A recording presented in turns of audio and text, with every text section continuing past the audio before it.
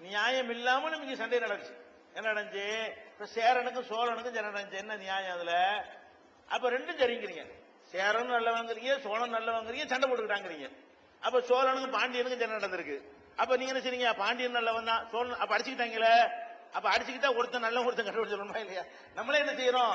நம்ம ஆட்களை அடிச்சு செத்தது இந்த தமிழ்நாட்டுக்குள்ள 72 நாடு ஆக்கிக்கிட்டு, அவன் ஒரு தாலுகாவை நாடு ஆக்கிட்டு, ஒரு ஜில்லாவை நாடு ஆக்கிட்டு, அவங்களுக்குள்ள வெட்டிக்கிட்டு சாச்சதுன்னு எடுத்துக்கீங்கன்னா என்னன்னு சொல்ல இல்ல. காரணம் இல்லாமல் அடிச்சுக்கிட்டு இருந்திருக்கிறாங்க.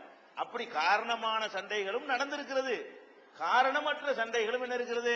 வெறும் நாடு பிடிப்பதற்கு மட்டும் இணைஞ்சிருக்கிறது சண்டை நடந்திருக்கிறது. நாடுதான் உன் இடத்தை நான் பிடிச்சிக்கிறேன்னு, என் இடத்தை நீ பிடிச்சிக்கிறனுங்கிற அடிப்படையில தான் நம்ம நாட்டிலேயே ஒரு தமிழ்நாட்டுக்குள்ளேயே 72 நாடாக்கி சண்டையெல்லாம் போட்டிருக்கிறாங்க. அந்த அடிப்படையில நியாயம் அதுல இருந்தா நியாய யுத்தம்னு சொல்லுங்க. நியாயம் இல்லாம இருந்தா முஸ்லிம் செஞ்சாலும் அது அநியாய யுத்தம். நாங்க நியாயப்படுத்த மாட்டோம். ஒரு முஸ்லிம் ஒரு அநியாயத்துக்காக வேண்டி யுத்தம் பண்ணி இருந்தான் என்று சொன்னால் அது நியாயம் நாங்க சொல்லுவோமா? ஒரு அரசாங்கத்தை வைத்துக் கொண்டு பாகிஸ்தான் இந்தியாவோட சண்டைக்கு வர்றான், அது நியாய யுத்தம் நாங்க சொல்லுவோமா? சொல்ல மாட்டோம். நியாயத்திற்காக போரிட்டால் மட்டும்தான் நாங்க என்ன செய்வோம்? அது தர்ம யுத்தம் நம்ம சொல்லி இருக்கிறோம். உங்க ராமாயணத்திலேயே மகாபாரத்திலே நியாயம் இருக்கிற மாதிரி இதே நியாயத்துக்கு இவன் போரிட்டாலும் நியாய யுத்தம் தான். நியாயம் இல்லாம பஸ் ஸ்டாண்ட்ல கொண்டு வைக்கிறது, ரயில்ல கொண்டு வைக்கிறது, ஆஸ்பத்திரியில கொண்டு வைக்கிறது தப்புன்னு நான் சொல்லியும் இருக்கிறேன். அதை நம்ம ஜிகாதுல சொல்லவும் இல்லை, அது யுத்தம் நம்ம சொல்லவும் இல்லை. அவனுக்கு அதிகாரம் இல்லைன்னு நான் சொல்லி இருக்கிறேன். அதை நீங்க திருப்பி ஒருக்கா பாத்துக்கிறேங்க போட்டதை. ரத்த முகாம்லாம் நடத்துறதுல நீங்க தான் நம்பர் 1 இருக்கீங்க. கவர்மெண்ட் ஹாஸ்பிட்டல்ல வந்து இப்ப ஆம்பளை குழந்தை பிறந்தா 500 ரூபாய் வாங்குறாங்க, பொம்பளை குழந்தை பிறந்தா 200 300 வாங்குறாங்க. அதை பத்தி நீங்க நடவடிக்கை எடுக்கலாம். அதாவது மருத்துவ அரசாங்கத்தில் உள்ள பிரசவ ஆஸ்பத்திரிகள்ல ஆம்பளை பிள்ளை பிறந்தா இவ்வளவு கொடு, பொம்பளை பிள்ளை பிறந்தா இவ்வளவு கூட லஞ்சம் கேட்கறாங்களே, அதுக்கெல்லாம் என்ன செய்ய போறீங்கன்னு கேட்கறீங்க.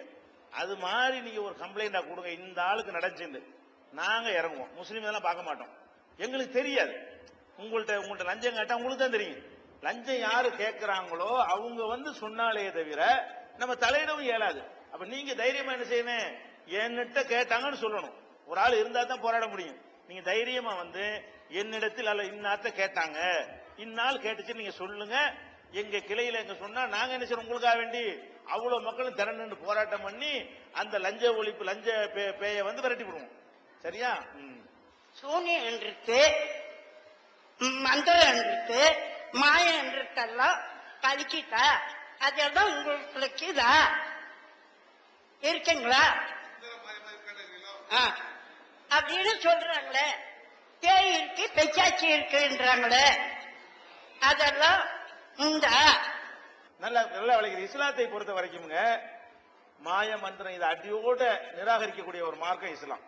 எந்த ஒரு மனிதனும் மனிதன் என்ற முறையில் என்ன செய்ய இயலுமோ அதைத்தான் செய்ய முடியுமே தவிர மனிதனுடைய சக்திக்கு அப்பாற்பட்ட ஒரு விஷயம் எந்த ஆன்மீகவாதிக்கும் கிடையாது அப்படிங்கிறது இஸ்லாத்தினுடைய ஒரு கொள்கை.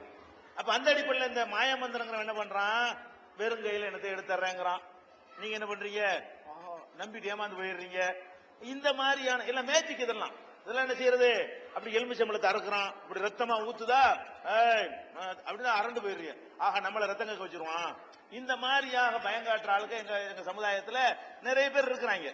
ஆனா எங்க மார்க்கத்தை பொறுத்த வரைக்கும், இஸ்லாத்தை பொறுத்த வரைக்கும் இதை அடியோடு மறுக்கிறது. மனிதன் வந்து ஒரு காலத்திலையும் மனித சக்திக்கு மேல உள்ளது செய்ய இயலாது. எந்த பெரிய கடவுளுக்காக அப்படி அர்ப்பணிச்சு முழு வாழ்க்கை நீ அர்ப்பணிச்சாலும் சரி, அதை மண்ணை தங்கமாக்கிற வேண்டாம், பொய் சொல்றான்னு அர்த்தம். அப்படி ஆக்கினா உங்ககிட்டயே வர்றான், ஆக்கிட்டு போயிருப்பானே.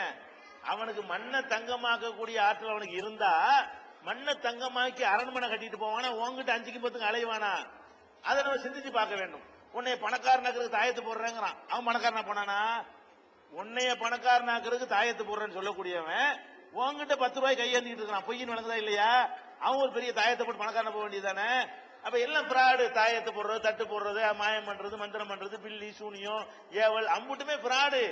இதெல்லாம் வந்து மக்களை, மதத்தினுடைய அறிவு இல்லாத மக்களை, குர்ஆனுடைய அறிவு இல்லாத மக்களை, நபிகள் நாயகத்தினுடைய போதனைகள் சென்றடையாத மக்களை ஏமாத்துறதுக்காக வேண்டி இதெல்லாம் ஒரு காலத்துல பண்ணாங்க எங்க ஆளுக்களை. இப்போலாம் நிறைய மாற்றம். இப்போலாம் ஒவ்வொரு இளைஞரும் கேள்வி கேட்கறான், எங்க குர்ஆன்ல காட்டு, எங்கடா இருக்கு, அல்லாஹ் எங்கடா சொல்லியிருக்கான்னு கேட்டா வாய முடிச்சுட்டு ஓடி போயிடறானுங்க. இப்ப நாங்களே என்ன செய்யறோம்? இந்த மாதிரி பிராடு பேர் எல்லாம் போய் அதை வந்து நாங்க முறியடிச்சுக்கிட்டு இருக்கிறோம்.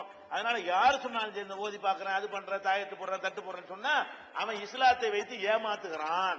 இஸ்லாத்தை வச்சு மக்கள் என்ன செய்யறான், சுரண்டருக்கு பயன்படுத்துறான்னு புரிஞ்சுக்கிறங்க. இந்த மாயம் மந்திரங்கிறது என்ன ஏற்படுது உலகத்துல?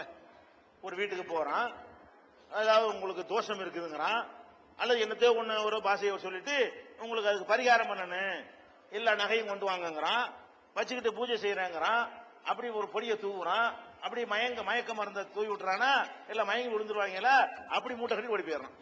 பேப்பர்ல பாக்குறதுல இல்லையா? இதுக்கு நடக்கிற காட்சி நீங்க பாக்குறீங்க. அதே மாதிரி என்ன செய்யறான், 2 ஆக்கி தர்றேன், 3 ஆக்கி தரேன், டபுளிங் பண்ணி தர்றேங்கிறான். நீங்க 10 பவுனை வைங்க, பூஜை செஞ்சு 20 பவுன் ஆக்கி போடுறேங்கிறான். இப்படிலாம் ஒரு மனுஷனுக்கு இருந்தா அவன்கிட்ட வருவான். அவன் ஒரு 10 பவுனை 20 ஆக்கி, 20 40 ஆக்கி, 40 80 ஆக்கி அவன் எங்க போய் இருந்துருவானே. நம்ம நம்பி என்ன செய்யறது, 10 20 கொண்டு கொடுக்கறது, கடைசியில் என்ன ஆயிரம், எடுத்துட்டு ஓட்டமா ஓடி போயிடுறான். அப்ப இந்த மாதிரி எல்லாம் ஏமாத்தக்கூடியவர்கள் கண்ணால பாக்குறீங்க. வீடுகள் நினைஞ்சு பொம்பளையில பாக்க சாமியார் சீசன். இப்ப எல்லா மதத்திலையும் எங்கள்ல இருந்தாலும் தப்பு தான், உங்கள இருந்தாலும் தப்பு தான்.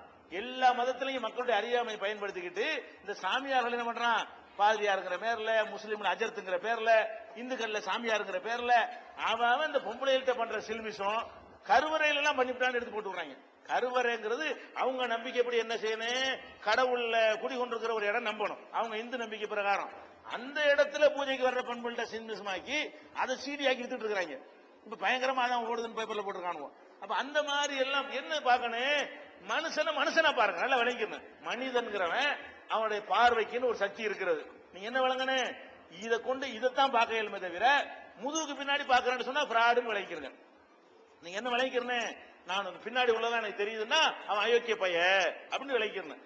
ஒரு பொருளை இன்னொரு பொருளை மாத்துறதா இருந்தா கண்ணுக்கு தெரிகிற விதமா மாத்தலாம். ரசாயனத்தை கலந்து, பாலையும் தண்ணியும் கலந்து, தேயிலையும் கலந்து டீயா மாத்தலாம்.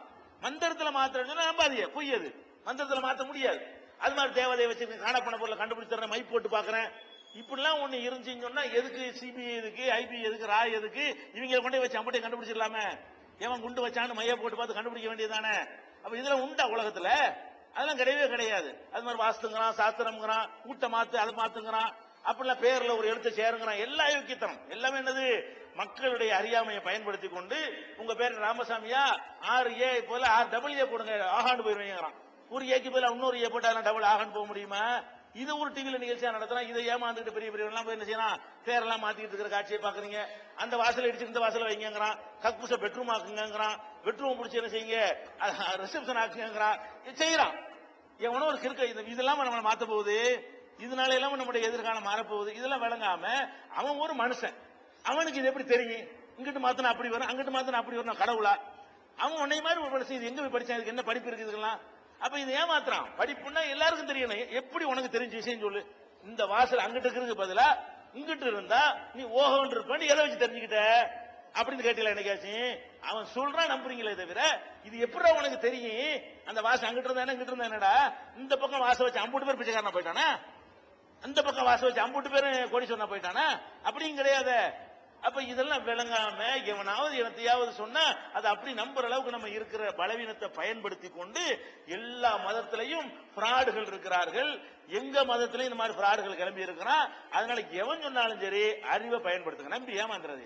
பேயின்னு ஒண்ணு கிடையவே கிடையாது. பேயில என்னன்னு கேட்டா, ஒரு மனுஷன் இருக்கான்னு வைங்களேன், அவன் சில காரியங்களை சாதிக்கிறதுக்கு பேய் நல்லா உதவுங்க. ஒரு பொம்பளை இருக்கா, மாமியா குடும்பம் தாங்க முடியல, எப்படி தப்பிக்கிறது? பேய் வேஷம் போட்டு பாருங்களேன், கிட்ட வருவாள மாமியா. அப்படிங்க என்ன செய்யணும், ரொம்ப கொடுமைப்படுத்தினான்னு சொன்னா தலை விரிச்சு போட்டு ஆண் ஒரு ஆட்டானு வைங்க, என்னமா வேணும், கறி வேணுமா, குருமா வேணுமாட்டு அப்படியே உள்டா மரியாதை.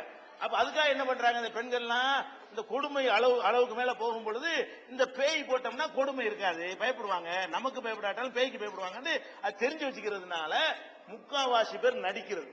பேயின்னு ஒண்ணு கிடையாதுங்க. அவங்களுடைய செல்ஃப் செக்யூரிட்டிக்காக வேண்டி என்ன செய்யறாங்க, இது மாதிரி நடிக்கிறது தான் பேய்ங்கிறது. தவிர நிஜமாக பேய்ங்கிறது ஒரு செத்து போன ஆவி ஒரு மனுஷன் மேல ஏறிக்கிறோங்கிற டாபிக்கே கிடையவே கிடையாது. இதை நீங்க என்ன செய்ய நல்லாவே விளங்கிக்கிறணும். ஒரு இந்த இடம் இருக்குன்னு வைங்களேன், இதை கம்மியான விலைக்கு வாங்க நினைச்சேன்னு வைங்க, பேய் அவுத்து விட்டா வாங்கிவிடலாம். இந்த இடத்துல பேய் நடமாடுன்னு ஒரு கதையை கட்டி விட்டு